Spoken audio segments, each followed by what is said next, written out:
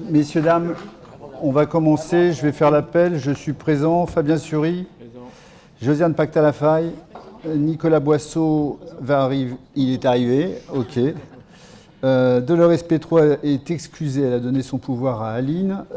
Patrick Collin, Colette Lopez, Jean-François Girard, Sandrine Foucault, Emmanuel Dupuis, Marie-Thérèse Tareri, Bernard Flichy. Isabelle Hamel est excusée, elle donne son pouvoir à Jackie Le Gouin. Laurent Roblet donne son pouvoir à Fabien. Bruno Ouvrard. Bruno Ouvrard. Christophe Blanchard donne son pouvoir à Emmanuel Dupuis. Jackie Gouin. Lydia Rocher donne son pouvoir à moi, donne son pouvoir. Sophie donne son pouvoir à Bernard Flichy. Émilie Fruitier, Aline Boutefeu, Mélanie a donné son pouvoir à Patrick Collin, Valentin Larcher, Johan Paulin, Johanna Dubois, Jules Théo a donné son pouvoir à Josiane Pacta-Lafaille et puis Pierre Lebeau. Merci. Donc vous avez vu et vous avez reçu l'ordre du jour. Je ne vais pas revenir dessus, à moins qu'il y ait des questions. On va élire le secrétaire de séance et je propose Jean-François Girard ce soir, qui est désigné en qualité de secrétaire de séance par le conseil municipal. Et puis je voudrais évoquer avec vous le retrait d'une délibération, notamment la convention de mise à disposition de la bibliothèque communale au bénéfice de la communauté de communes Sud-Vendée Littoral, puisqu'il n'y a pas lieu de renouveler cette convention.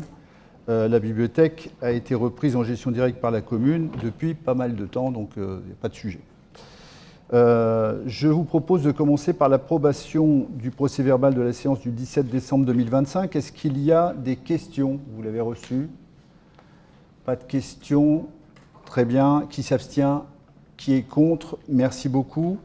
Et on va passer à la première délibération. C'est une délibération qui concerne le débat obligatoire sur les grandes orientations du projet d'aménagement et de développement durable, ce qu'on appelle le PADD, dans le plan local d'urbanisme intercommunal, qui est porté, je vous le rappelle, par la communauté de communes Sud-Vendée Littoral. Alors, pour rappeler le PADD, c'est un document qui est stratégique. Il fixe à long terme la vision du territoire en matière d'habitat, aussi en matière de développement économique, de mobilité, de protection de l'environnement et d'adaptation au changement climatique. Ça ne résonne pas, là? Et c'est affreux. Ça va, c'est supportable, parce que sinon, je le fais à la voix, ouais, sans micro. Et donc, je continue, j'en étais au changement climatique. Est-ce que c'est mieux si je parle comme ça? En fait, le PADD ne décide pas des règles précises d'urbanisme, mais il pose le cadre général du projet de territoire. Et donc, le conseil municipal est appelé à débattre ce soir de ce document conformément au code de l'urbanisme. Ce débat intervient à nouveau, parce que je vous rappelle qu'on l'a déjà fait il y a quelques années maintenant.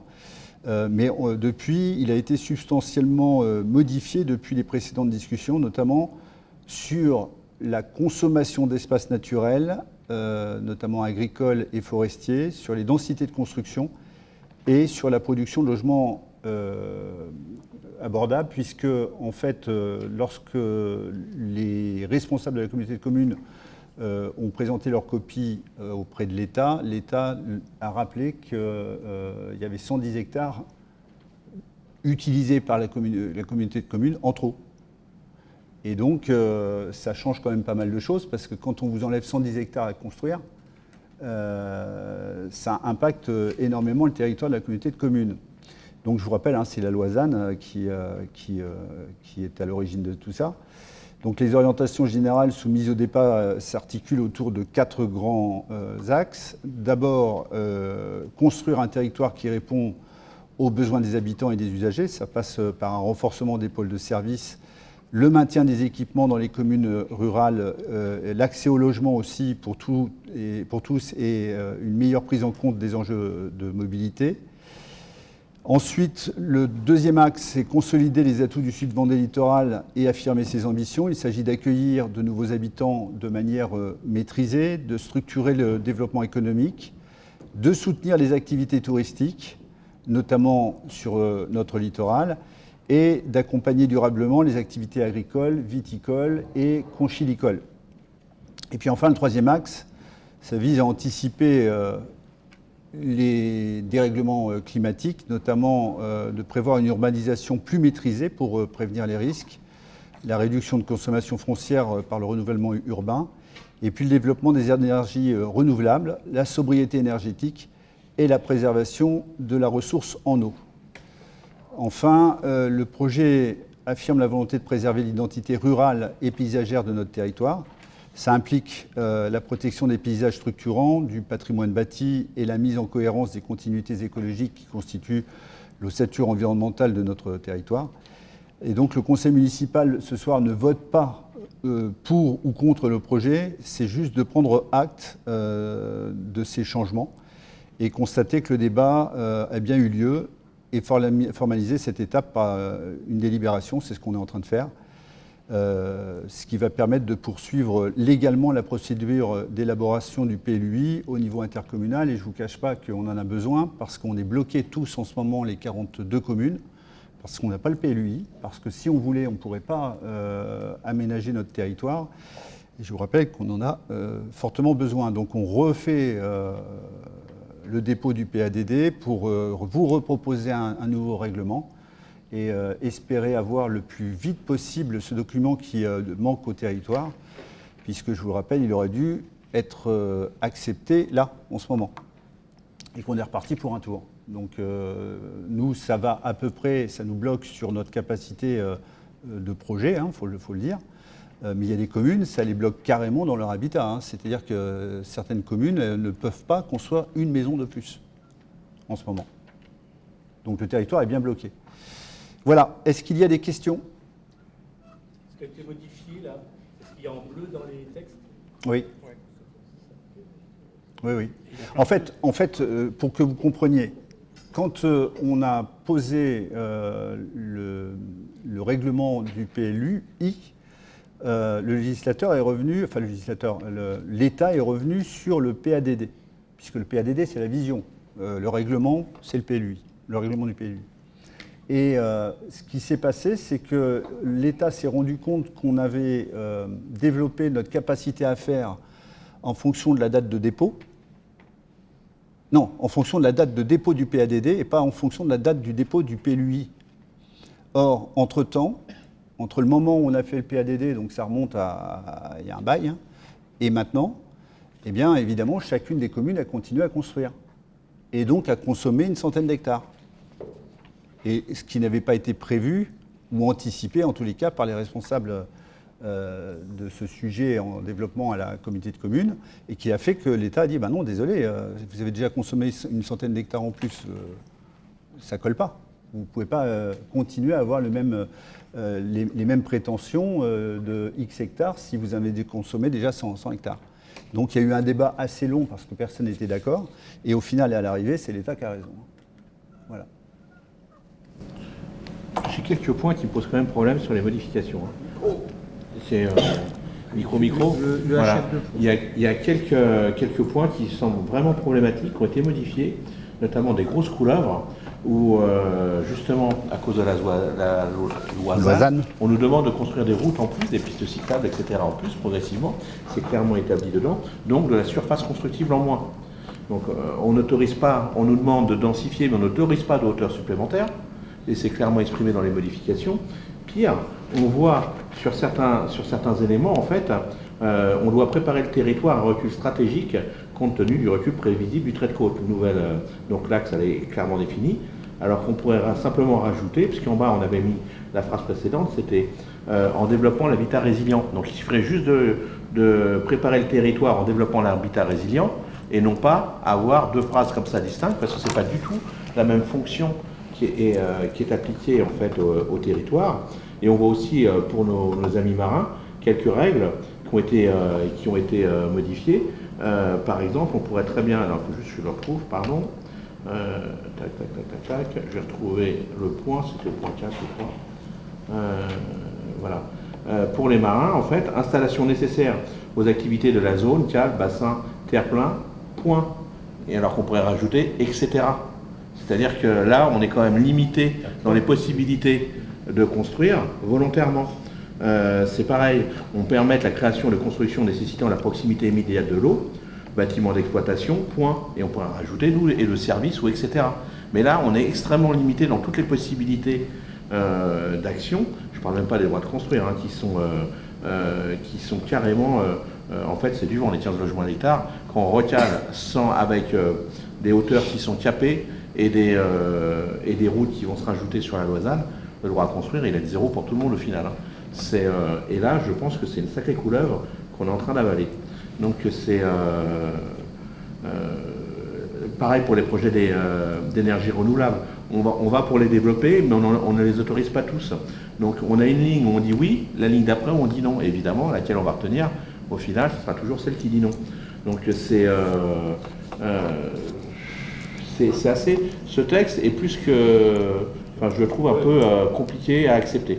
Pareil, Voilà. je suis resté à 330 logements sur toute la communauté de communes, hein. Y compris les logements collectifs, etc. D'accord. C'est tout ce que vient de dire Fabien et ce que tu dis, c'est évidemment la position de la communauté de communes, c'est-à-dire que personne n'avait envie de flinguer 110 hectares. Sauf que, à un moment donné, il y a la loi. Et la loi, elle s'impose à nous, ou alors à ce moment-là, on ne respecte plus les lois. Et donc, le vrai sujet dans cette histoire, c'est le fait, pour moi, de s'être trompé de prisme et de paradigme de départ. C'est-à-dire que quand la loi s'impose de toute façon à tout le monde, parce que là, ce que tu as dit, c'est vrai, on pourrait mettre 3 petits points, mais il y a quand même une constante, c'est le plan de prévention des risques littoraux qui s'impose en hiérarchie absolument toutes les autres planifications. Donc on peut mettre ce qu'on veut dans le PLUI, on peut même dire, voilà, on voudrait mettre X sujets de proximité en plus pour pouvoir développer notre territoire un peu plus que ce qu'on peut. À partir du moment où le plan de prévention des risques prescrit des zones inconstructibles, on ne pourra pas les rendre constructibles. Même si on fait de l'habitat résilient, à partir du moment où on est en zone rouge, on l'a bien vu, hein, toutes les possibilités qui s'offraient à nous de travailler un peu comme en Hollande ou comme aux États-Unis pour construire sur pilotis, à partir du moment où on est en zone rouge, le fait de développer des surfaces foncières où on va développer potentiellement de l'habitat fait qu'on densifie la population sur une zone dangereuse et que l'État nous dit systématiquement il en est hors de question. Donc on sait que sur ces sujets-là, c'est malheureusement compliqué. Je suis absolument d'accord avec ton verbatim, mais depuis 12 ans, travailler sur ce sujet et se voir bloqué par l'État systématiquement, on ne jouera pas les Don Quichotte. Le problème, par contre, qui est intéressant dans ce que tu dis, c'est effectivement les hauteurs, parce que ça ne nous empêche pas de pouvoir construire plus haut.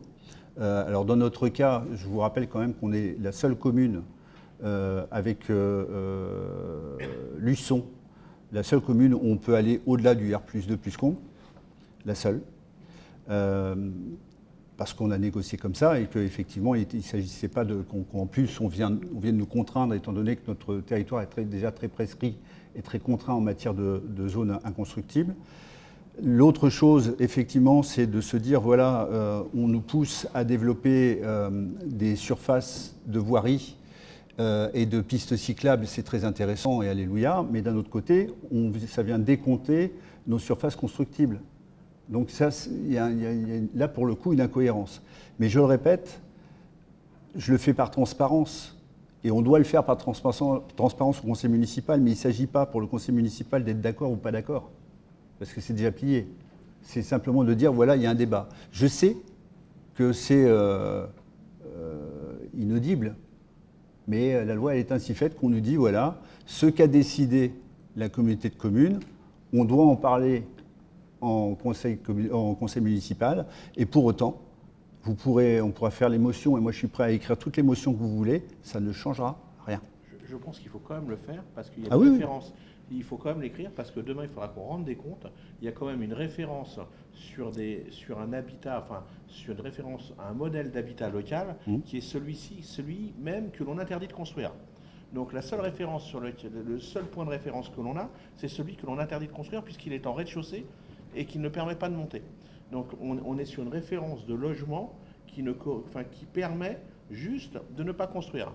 La référence absolue dans le PLU, c'est la maison qu'on ne peut plus faire aujourd'hui. Et ça, c'est quand même dramatique. C'est-à-dire qu'on s'interdit des expériences. Oui, ça je suis d'accord avec toi. On s'interdit des expériences, et c'est sur tout le territoire français, c'est pas chez nous. Hein. On s'interdit des expériences, c'est-à-dire qu'effectivement, comme tu le dis, tout ce qui relève aujourd'hui d'un habitat résilient qui pourrait être acceptable et audible, pourquoi pas effectivement travailler sur de l'habitat sur pilotis beaucoup plus haut, etc., avec un rez-de-chaussée beaucoup plus haut que ce qu'on nous permet de le faire. Il y a une constante, je le répète, il y a une constante, c'est la doctrine veut que le plan de prévention des risques capte le plan local d'urbanisme intercommunal, qui capte le plan local d'urbanisme, qui lui-même est capé par le SCOT, le SRADET. Donc en fait, quoi qu'on dise, quoi qu'on fasse, quelle que soit l'émotion, et Dieu sait que je suis pour, on peut écrire tout ce que vous voulez comme motion, la loi est ainsi faite que ce sont les prescriptions du plan local, du plan de prévention des risques qui prévaudront. Vous pouviez, parce que ce n'est plus le cas maintenant, puisque le PPRL est lié au plan local d'urbanisme, mais vous pouviez vous retrouver il y a encore 2 ou 3 ans dans des situations un peu ubuesques où le plan local d'urbanisme vous permettait de construire, alors que le plan de prévention du risque, sur la même zone, vous l'interdisez. Maintenant, c'est fini, puisqu'il y a une vraie superposition du plan local, des plans de prévention des risques au PLU, et même ça va plus loin. Le plan de prévention des risques est lié au document d'urbanisme qui est le plan local d'urbanisme intercommunal. Donc en fait, on ne peut plus s'en exonérer du tout. C'est-à-dire que même les acteurs comme les notaires, les agents immobiliers, etc., n'ont pas d'autre choix que se référer au plan de prévention des risques littoral avant de savoir s'il y a une autorisation ou pas dans le plan local d'urbanisme intercommunal. Donc je reviens sur un autre sujet. Il n'est pas écrit dans le plan local d'urbanisme intercommunal que le standard de la construction, c'est un rez-de-chaussée sans étage. C'est l'inverse. C'est dans le SCOT. C'est l'inverse. Non, c'est un SCOT. Dans le SCOT, c'est écrit.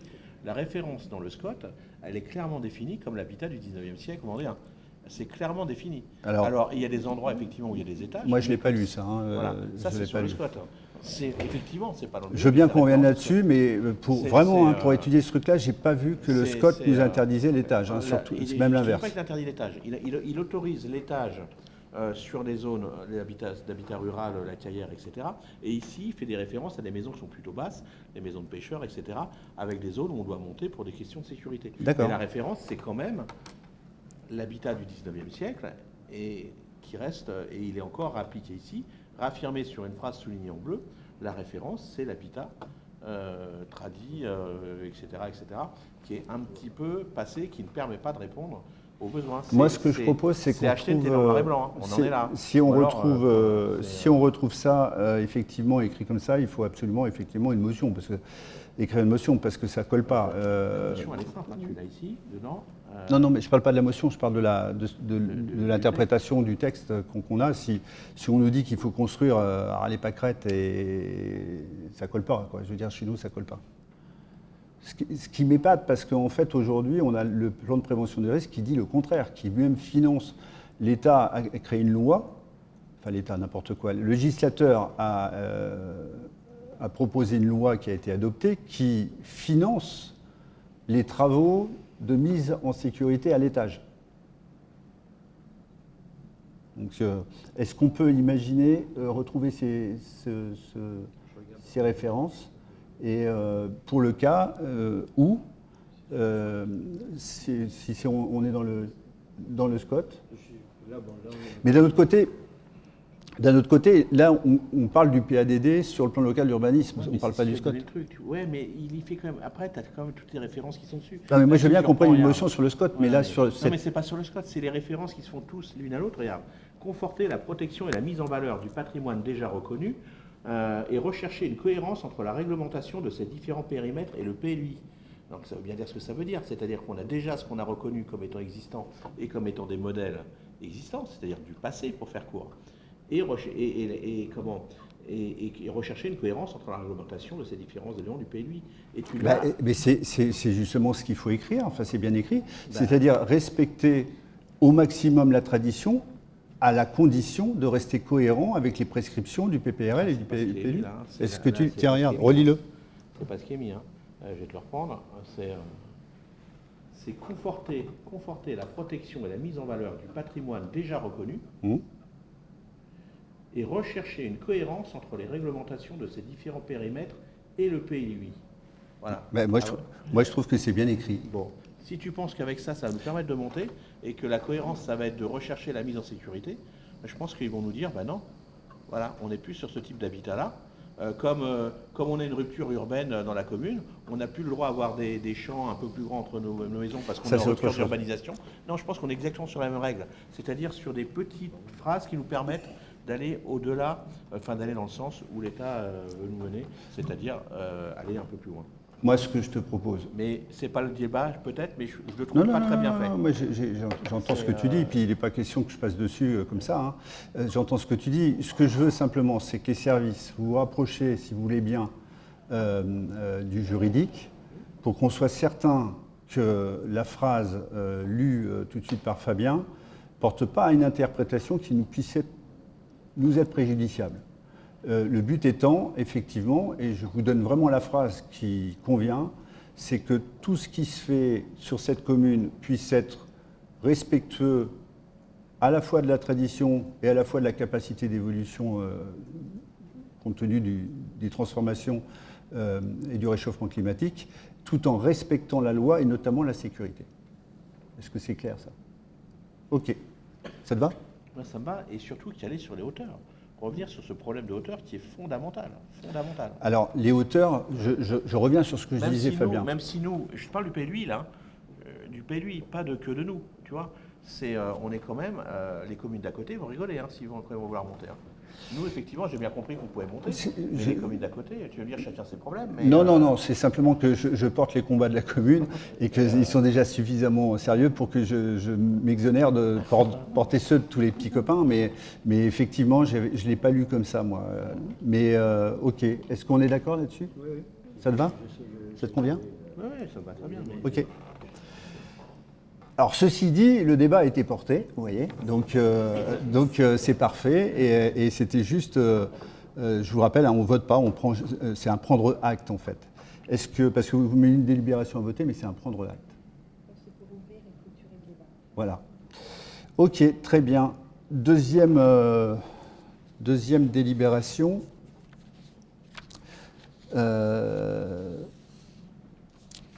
Deuxième délibération, il faut que je la trouve, c'est la modification statutaire de la communauté de communes Sud-Vendée Littoral.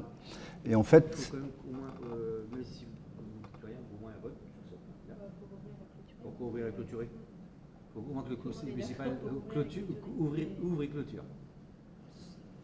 Alors je ne savais pas qu'un prendre acte, on ouvre et on clôture, c'est un prendre acte. Pourquoi il faut un nombre de... Non, mais je peux prendre acte, on peut prendre acte, mais pas clôturer, puisque le débat n'est pas clôturé. Moi, pour le coup, je ne le validerai pas. Moi, Non, on ne valide pas le PADD. Je suis non, mais même le prendre acte, c'est le truc. Je prends acte de rien du tout là-dessus. Acte du débat. Non, mais le débat, si. Le débat, si. On a fait un débat, oui. Oui, voilà. On a fait un débat. Le vote, il est sur l'ouverture du débat. du débat. Par contre, il prend acte du débat. C'est ce que je viens de dire. Donc on n'est pas, c'est pour ça on n'est pas d'accord ou pas d'accord, c'est prendre acte du débat. Oui, on a débattu, voilà. Vous avez ouvert les débats. Bon, alors qui prend acte qu'on a débattu? Voilà, on a débattu. Voilà, je vous en prie. Alors donc je parle de la deuxième délibération qui porte sur la modification des statuts de la communauté de communes Sud-Vendée Littoral liée à l'organisation de la compétence transport à la demande sur le territoire intercommunal. Je ne sais pas si certains ont de la famille ou des gens qui l'ont utilisé, ça nous sert assez souvent. Et dans le cadre de l'évolution des services de mobilité, la région Pays de la Loire a proposé de prendre en charge l'exercice du transport à la demande, compétence qui est actuellement détenue par la communauté de communes. Donc le Code général des collectivités territoriales permet en effet à la communauté de communes, avec l'accord de ses communes membres, de déléguer tout ou partie de cette compétence à une autre collectivité, en l'occurrence la région.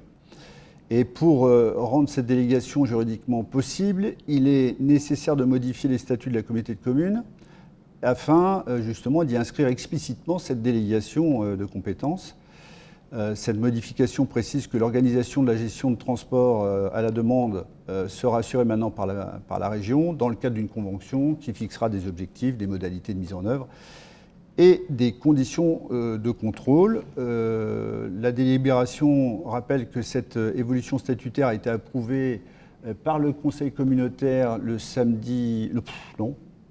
c'était le 18 décembre, ce n'était pas un samedi, 2025, et elle doit désormais être validée par les conseils municipaux des communes membres, dont notre conseil municipal.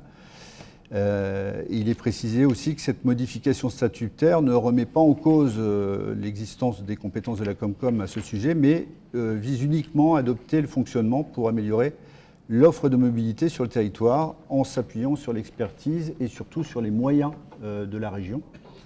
Et le conseil municipal est donc invité à approuver la modification des statuts, je ne sais pas si vous les avez lus, de la Comcom, et de m'autoriser à accomplir l'ensemble des démarches nécessaires à son exécution. Est-ce qu'il y a des questions à ce sujet-là? Pas de questions? Qui s'abstient? Qui est contre? Eh bien, merci. On le fera savoir à la communauté de communes. Et puis, troisième délibération, c'est une délibération qui vise, elle, à permettre le déploiement des bornes de recharge pour les véhicules électriques sur le territoire de la commune, puisque afin de garantir une procédure transparente et cohérente à l'échelle de Sud-Vendée Littoral, eh bien, la commune s'inscrit dans un appel à manifestation d'intérêt qui est organisé par la Comcom. Et cette démarche permettra de sélectionner un opérateur privé chargé d'installer et d'exploiter les infrastructures de recharge sur les sites identifiés. Je vous rappelle qu'on avait identifié 2 sites. Et à l'issue de cette procédure, eh bien, l'opérateur qui sera retenu pourra bénéficier d'autorisations d'occupation du domaine public et, le cas échéant, des baux pour les terrains relevant du domaine privé de la commune. Je vous propose donc que le conseil municipal approuve le principe de cet appel à manifestation d'intérêt, donne mandat à la communauté de communes pour l'organiser et m'autorise à signer l'ensemble des actes nécessaires à sa mise en œuvre. Est-ce qu'il y a des questions? Pas de questions? Qui s'abstient? Qui est contre? Merci. Et ça nous permet de passer à la délibération qui suit, qui enchaîne, puisque cette délibération vise, elle, à autoriser la signature d'une convention d'autoconsommation collective avec Sud-Vendée Littoral Énergie, afin de valoriser localement l'électricité qui sera produite par les ombrières photovoltaïques installées sur le parking de la salle des fêtes. Comment ça, il t'en manque un? Tu l'as oublié? Eh bien, alors je vais vous expliquer. C'est que le principe de l'autoconsommation collective, c'est qu'elle permet de partager une électricité produite localement entre plusieurs sites. Voilà, c'est ce que je suis en train d'expliquer. Hein. Plusieurs sites situés dans un périmètre de proximité. Et dans ce cadre, il y a chez nous 23 sites communaux correspondant à autant de points de livraison qui sont situés dans un rayon de 2 km autour de la centrale de production et qui pourront bénéficier directement de l'énergie solaire que l'on va produire. Donc la mise en œuvre de ce dispositif, c'est porté avec le CIDEV, qui permettra de réduire la dépendance de la commune au marché de l'énergie et surtout de générer des économies sur les factures d'électricité. Et le gain qui est estimé aujourd'hui à environ 7 500 € par an, alors sur la base des prix actuels. Mais je vous rappelle que quand en 2023 on avait eu les prix élevés en période de forte hausse du coût de l'énergie, on aurait multiplié par 4 cette économie. Là, on était à 28 000 € d'économie. Donc, ce n'est pas anodin pour nous et par année en cas de sujet. Donc, vous avez compris, on produit notre propre électricité qu'on répartit sur 23 sites de notre commune qui sont localisés à moins de 2 km à vol d'oiseau de nos centrales. Voilà. Donc, par cette délibération, le conseil municipal autorise l'adhésion de la commune à ce dispositif d'autoconsommation collective et m'habilite à signer les conventions multipartites qui sont nécessaires à sa mise en œuvre. Est-ce qu'il y a des questions? Pas de questions? Eh bien, c'est bien parce que ça va pouvoir nous faire avancer sur ce sujet qui traînait un peu, je trouve. Nous étions donc à cette quatrième. Et on revient sur le pavillon. Alors là, je vais passer la main à Nicolas. Habilitation du pavillon des dunes, attribution des marchés. Je vous rappelle une consultation lancée le 19 novembre 2025 pour les travaux de réhabilitation du pavillon des dunes. Je vous indique que la date limite de réception des offres a été fixée au 18 décembre 2025 à 18h. 24 offres ont été reçues dans les délais. La commission MAPA s'est réunie le 26 janvier. Au vu des critères de jugement tels que définis dans le règlement de consultation, à savoir critères prix des prestations pondérés à 40%, critères valeur technique pondérés à 60%, il est proposé au conseil municipal d'attribuer les marchés aux entreprises ci-dessous. Donc lot numéro 1, démolition gros œuvres, SARL Balino Bâtiment, pour un montant hors taxe de 104 151 043 centimes. Lot numéro 2, enduit, SAS Vendée Façade, pour un montant hors taxe de 22 999,92 €. Lot numéro 3, charpent de bois, menuiserie intérieure, SARL Tripoteau, 21 000 pour un montant hors taxe de 21 776,07 €. Lot numéro 4, charpente métallique bardage, SAS Théo Polytube, pour un montant hors taxe de 205 130,97 €. Lot numéro 5, laitage bardage infructueux. Lot numéro 6, étanchéité, lot infructueux. Lot numéro 7, couverture aluminium, SRL Couton, pour un montant de 154 323,73 €. Lot numéro 8, menuiserie extérieure aluminium, lot infructueux. Lot numéro 9, métallerie, serrurerie, lot infructueux. Lot numéro 10, agencement, SRL Chupin-Jérémy, pour un montant de 28 841,37 €. Pourquoi on remet le couvert avec ça? Plonge sèche, isolation, plafond suspendu, lot infructueux. C'est moi qui me suis planté. Lot numéro 12, carrelage faïence, lot infructueux. Lot numéro 13, revêtement de sol souple, ABC revêtement, pour un montant de 22 000 €. Lot numéro 14, C'est bon. peinture, ravalement de façade, SRL Déco Bernard, pour un montant de 30 472,79 €. Lot numéro 15, enseigne, lot infructueux.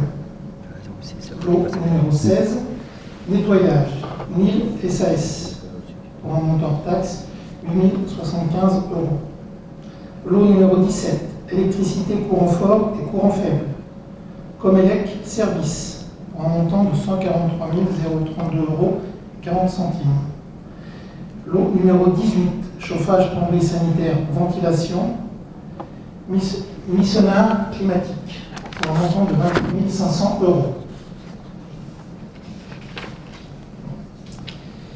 Je vous propose d'admettre l'ensemble des candidatures déposées, d'admettre l'ensemble des offres déposées, d'émettre un avis favorable au classement des offres proposées, d'autoriser M. le maire à signer le marché avec les entreprises ci-dessous, toutes pièces relatives à ce dossier, déclarer les lots 5, 6, 8, 9, 11, 12 et 15 infructueux pour l'absence d'offres, et d'autoriser M. le maire à relancer la consultation suivant les règles de la commande publique en procédure MAPA pour les lots 5, 6, 8, 9, 11, 12 et 15. Est-ce qu'il y a des questions? Moi, je n'ai pas de questions, simplement dire aux collègues que les lots en question qui sont déclarés infructueux et certains autres qui, notamment tu viens de citer, nous paraissait à des montants qui étaient démesurés par rapport aux estimations du bureau d'études, puisqu'on était à 60 ou 70% en plus du montant estimé. Donc voilà, peut-être que c'est le bon prix, mais ce qu'on veut savoir, c'est soit le bureau d'études s'est trompé, ce qui peut être possible, mais on ne le croit pas, soit il y a quelque chose qui ne colle pas. Et donc on relance auprès de... Enfin, on verra bien. Et donc ça ne veut pas dire qu'ils sont infructueux parce que les gens ne veulent pas du marché, c'est qu'on les a déclarés aussi infructueux. Voilà. Ça nous paraissait démesuré. Puisque aujourd'hui on est arrivé à hauteur de 953 800 euros hors taxe, alors que voilà, on pensait que ça pouvait être différent, pour ce qu'on allait signer en tout cas. Plus bas. Est-ce qu'il y a d'autres questions? Les numéros 2 pour lesquels il y a relancé une consultation. Oui, il y a une petite erreur. Il y a une erreur, c'est le 5, 5 et 6. D'accord. Parce que ça a changé en cours d'élaboration du PP. Je suis désolé.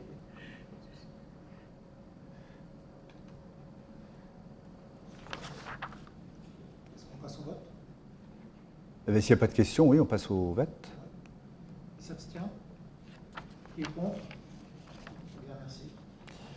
Prochaine délibération, c'est toujours toi, Nicolas, s'il te plaît, pour le CIDEV et la convention de rénovation d'éclairage. Donc je vous propose de réaliser des travaux de rénovation d'éclairage.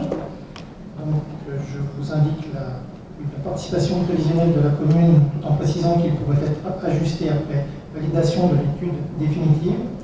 Donc pour la rénovation, montant prévisionnel hors taxe 2366, pour un montant TTC 2839 euros. Sur la base de participation du montant hors taxe 2366. Taux de participation 50%. Donc, montant de participation 1143 euros. Entendu des présents exposés, je vous demande d'émettre un avis favorable à la réalisation des travaux, d'approuver le projet de convention, d'autoriser M. le maire à signer la convention avec le CIDEV. Y a-t-il des questions?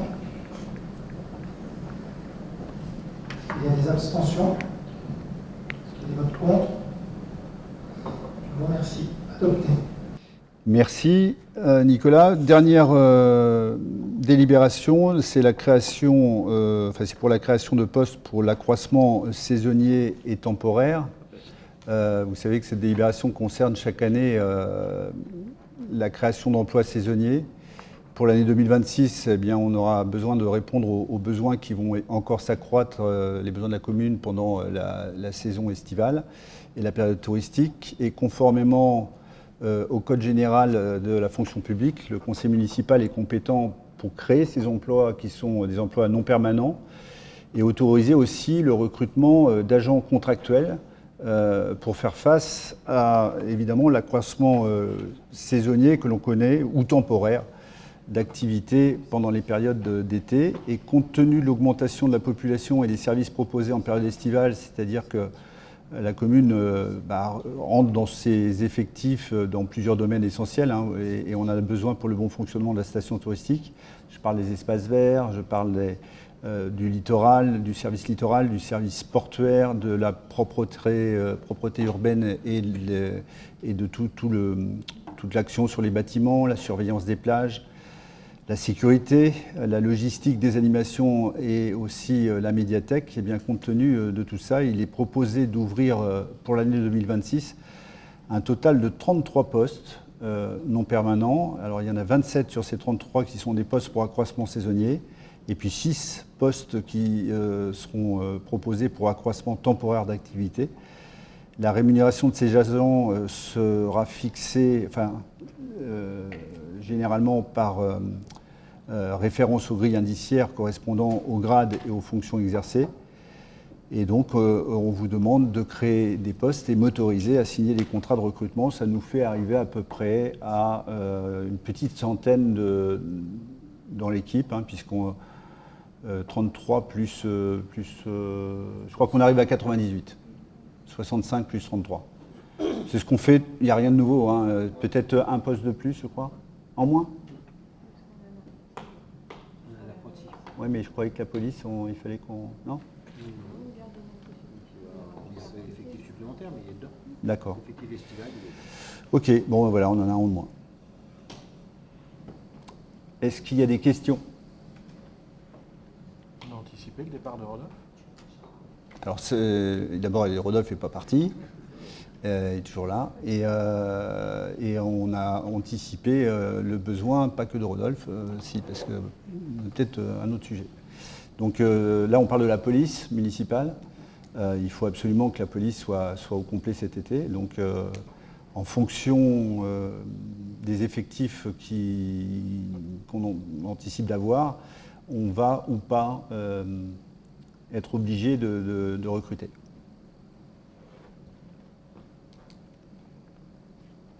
Est-ce qu'il y a d'autres questions? Parce qu'elle est pertinente celle-là. Hein. La police, c'est important. Les autres aussi d'ailleurs. Eh bien, s'il n'y a pas de questions, je vous propose de passer aux voix. Qui s'abstient? Qui est contre? Eh bien, merci. J'en arrive à la fin. En MAPA, je crois qu'il y a simplement la dépense de 5 005,20 € pour un marché public de fourniture de matériel de cuisine. Alors, ne me demandez pas ce qu'on a acheté dans le détail. C'est une armoire. C'est une armoire. Une armoire négative. D'accord, ok, une armoire froide. Alors. Ok, parce que j'ai trouvé cher l'armoire. Ouais. Ok, voilà, c'est tout ce qu'il y a en dépenses. Et puis, concernant le prochain conseil municipal, il aura lieu le 23 février, le lundi 23 février à 19 h.